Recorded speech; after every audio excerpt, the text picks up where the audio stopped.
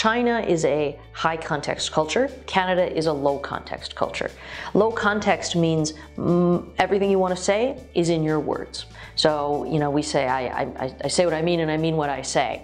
And we just do it very directly. In a high context culture like China, much less is said via words, some via expressions. Some things are said because of what's not being said. And so as a Westerner, the way I like to describe it is you need to turn your radar way, way up. And you always have to be sensing what's happening, because if you only look at what has been said, you will not understand the whole situation. Another element of that indirectness often comes if somebody doesn't like what's happening.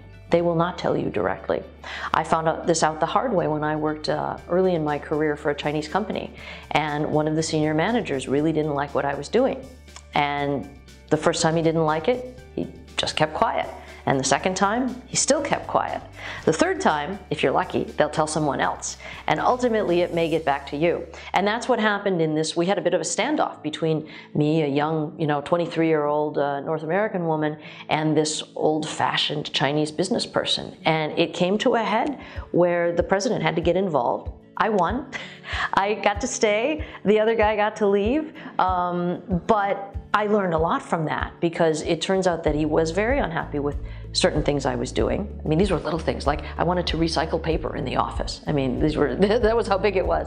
But it was this strange foreign woman in our company, trying to do things that were different. So I now make sure that not only in Chinese culture, but certain other cultures as well, that I really remember that I probably don't get it and that I should turn my radar on. One of the things that I often say when I give my lectures on Chinese culture is to say, I'm going to describe to you these Confucian elements, and that will form the thinking of a fairly traditional Chinese person.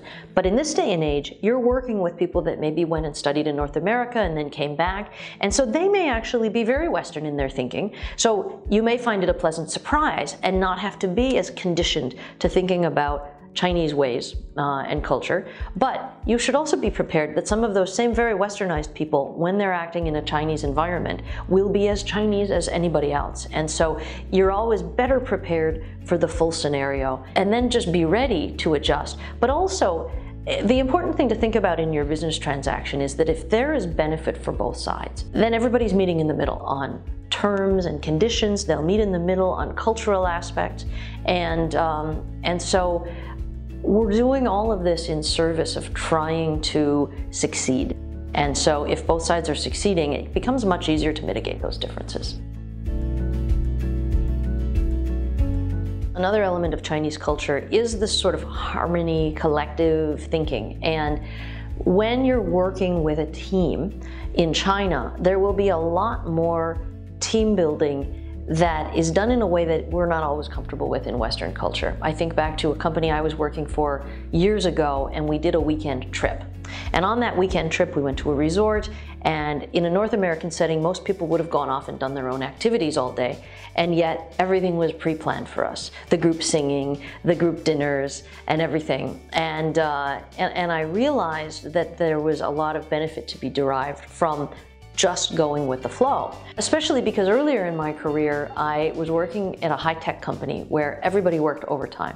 They actually worked overtime because if you worked past 7 p.m., you got money for dinner. And so nobody actually did any work after 7 p.m., but most of them stayed in the office and they got their little takeout boxes and they ate together. And I was a young, fresh out of university graduate, and I wanted to get my work done. I wanted my money for dinner, but I also wanted to go to the gym. So I would leave work, go to the gym, and eat afterward. And after a few months of this, some of my colleagues actually shared with me that they felt hurt, that I didn't want to hang out with them at night. And so I realized that this collectivist element really drove a lot of the culture.